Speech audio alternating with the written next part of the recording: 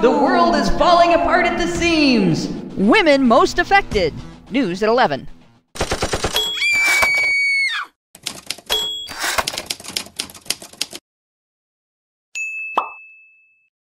Everyone is impacted by environmental change. Everyone has to have food, water, and shelter. Everyone needs to at least be in an environment where the temperature isn't going to cause hypothermia or heat sickness. Nobody can live underwater, survive by drinking polluted water, or thrive on food grown in land that poisons it with pollutants. Man, woman, or child, these things have the same impact. You either protect your environment or you lose that which is keeping you alive. And feminists portray environmental issues as though, yep, you guessed it, women are most affected. Why? Because in third world countries, women manage resources like food and water, and women work in agriculture. It could be reasonably argued that under those circumstances, the women would be the first to notice the impact of environmental pollution and changes in weather patterns on those resources. Not because they're more heavily impacted, but because, of course, the people working with those resources would notice. It could be reasonably argued that in those countries, women might be the first to sound the alarm when there are problems affecting these resources. It cannot, however, be reasonably argued that men or children are less in need of safe food and safe water to consume, less impacted, therefore, by shortages. It isn't reasonable to treat them as less in need of consideration when first world countries step in to help provide resources where environmental pollution has made them unavailable or unusable in third world countries. Feminists argue both of those things the same as they do with everything else by arguing that women are more affected while ignoring the experiences of men. In doing so, they impact initiatives intended to counter the impact of environmental damage on the ability of third world populations to survive. They promote unequal distribution based on the belief that sex dictates need, and leave men and families out of initiatives to which they need access just as badly as women do.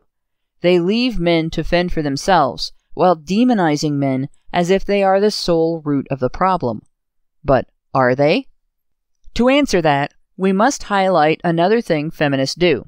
They ignore the consequences of women's choices. While groups like the organizers of the Women's March and the Wiki Project feminism writers assert that environmental change hits women harder, they never look into women's impact on the environment. For women's part, most never consider the pathway taken by products they buy, take home, use, and discard, from concept to consumption. Most of them have no idea. In her report, Chemical Exposures, The Ugly Side of Beauty Products, published in the January 2005 issue of Environmental Health Perspectives, Julia R. Barrett said, "In recent decades, reproductive and developmental problems have become more prevalent. For example, data from the Centers for Disease Control and Prevention show that male reproductive problems, including undescended testicles and hypospadias, doubled between 1970 and 1993. Environmental chemicals are strongly suspected to be contributing factors." She explains that, according to reports from that and 2 other studies, makeup, shampoo, skin lotion, nail polish, and other personal care products contain chemical ingredients that lack safety data. Moreover, some of these chemicals have been linked in animal studies to male genital birth defects, decreased sperm counts, and altered pregnancy outcomes. Later, she states, a population study conducted by the CDC and published in the March 2004 issue of Environmental Health Perspectives demonstrated that 97% of 2,540 individuals tested had been exposed to 1 or more phthalates. Another preliminary study conducted at the Harvard School of Public Health and published in the July 2003 issue of EHP showed a correlation between urinary phthalate metabolite concentrations and DNA damage in human sperm. Her report states that exposure sources are unknown, but also states that phthalates are common components of various cosmetics and personal care products. A Huffington Post article titled "Your Fave Makeup Could Be Harming the Environment" by Emily Lyons pointed out that several ingredients commonly found in makeup and women's hygiene products are known to have environmental impact. Titanium dioxide, found in skin tints, mineral-based makeups, and a wide range of other cosmetic products like sunscreens, ends up in groundwater where it causes DNA damage to freshwater snails and stops phytoplankton, which produces about 2/3 of the Earth's atmospheric oxygen, from growing. The article goes on to point out evidence linking antimicrobial chemicals in makeup and other skincare products to damage to coral and shortening lifespans of freshwater organisms. The writer goes on to recommend organic brands of makeup, but even these come with drawbacks.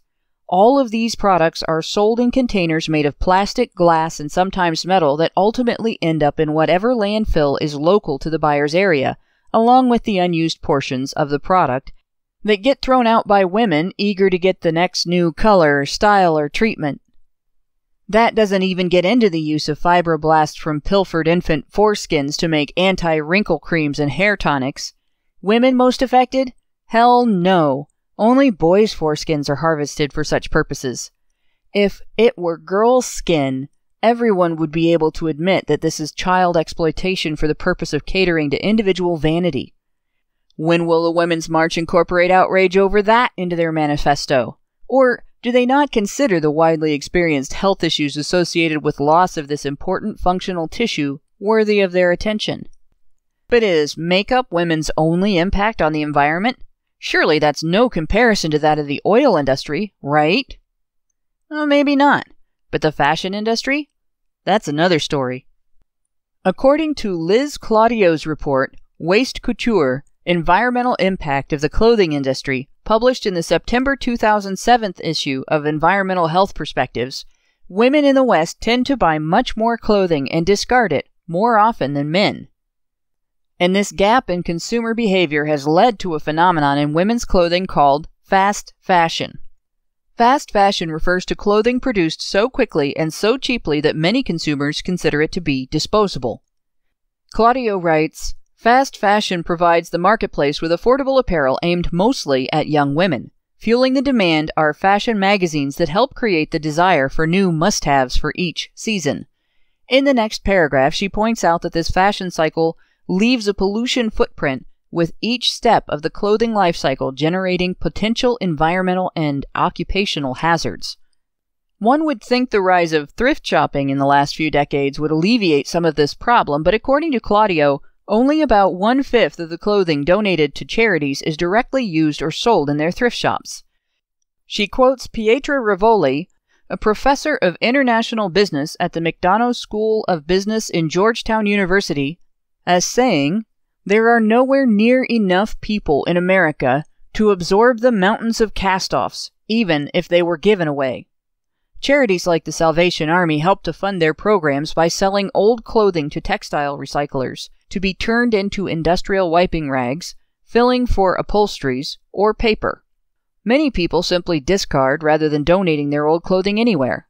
The report points out that according to the EPA Office of Solid Waste, Americans throw away more than 68 pounds of clothing and textiles per person per year, and clothing and other textiles represent about 4% of municipal solid waste. Claudio describes the energy-intensive production of man-made fibers, which relies on fossil fuels and releases pollutants into the air and in wastewater put out by textile plants.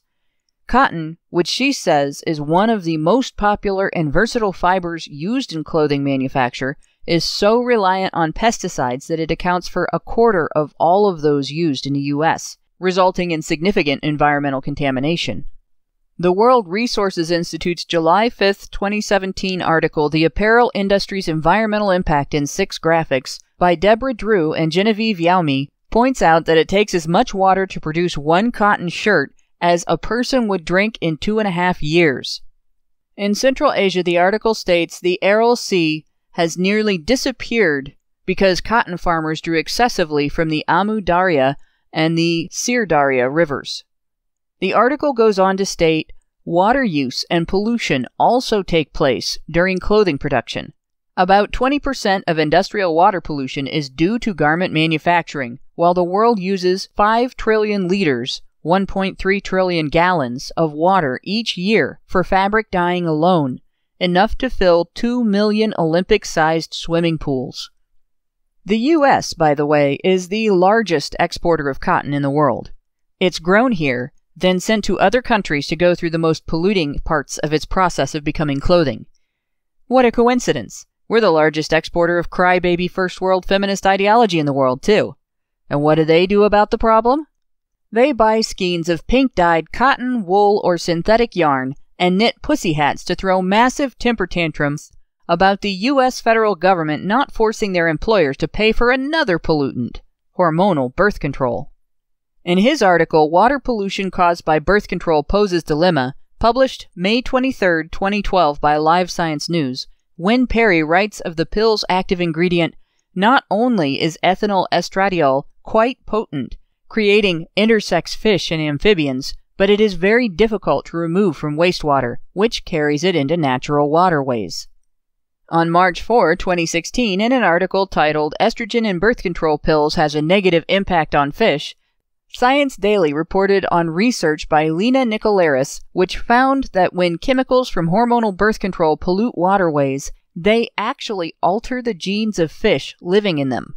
But the environmental impact of this convenience for women may not be limited to wildlife.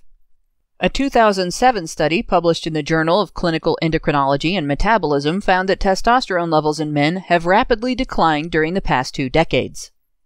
The report, A Population-Level Decline in Serum Testosterone Levels in American Men by Thomas G. Travison, Andre B. Araujo, Amy B. O'Donnell, Varant Kuplian, and John B. McKinley, stated that the change does not appear to be attributable to observable changes and explanatory factors, including health and lifestyle characteristics such as smoking and obesity. The report also said the estimated population-level declines are greater in magnitude than the cross-sectional declines in testosterone typically associated with age, and went on to conclude that these results indicate that recent years have seen a substantial and as yet unrecognized age-independent population-level decrease in testosterone in American men, potentially attributable to birth cohort defects or to health or environmental effects not captured in observable data. If estrogen in groundwater is affecting fish and amphibians on a genetic level, what are the effects of estrogen in drinking water? Scientific American's article, Can Birth Control Hormones Be Filtered from the Water Supply?, reported that trace amounts of birth control and other medications have been found in many urban and suburban water supplies around the country, and that while some do not believe this is a problem, researchers have found evidence that even extremely diluted concentrations of drug residues harm fish, frogs, and other aquatic species, and have been shown in labs to impair human cell function. I could go on. I could describe the environmental impact of mining for the components of many women's favorite self-decorations, jewelry. I could describe the environmental impact of the cleaning chemicals women use, the environmental impact of the production, distribution, use, and eventual disposal of many modern conveniences and luxuries used by Western women, even those in the lower income ranges, all of which exist because of a female-driven Western consumer economy. But that's not what this is about. This is not to say that striving for technological advancement for convenience sake is wrong, or that grooming, self-care, or even the use of birth control are wrong. The question comes up only because of the treatment of environmental issues as a female victim narrative. Readily available evidence suggests that while environmentalism is not necessarily the women's issue the Pussy Hat Brigade makes it out to be, it is one, in at least one way. Women, at least first world women, have significant power to impact the environment in both good ways and bad. And yes, that would include the very women who have been marching in protest against being denied outside facilitation for obtaining personal conveniences that are shown to negatively impact the environment. Women who whine about being expected to dress professionally at work, then turn around and feed the fast fashion and makeup industries that are destroying the world's water supply and adding unnecessarily to our landfills, and then complain that women in third world countries are adversely affected without admitting to being responsible for a significant portion of the problem. What kind of hat are these women going to wear to march in protest of their own behavior? I know one I could suggest.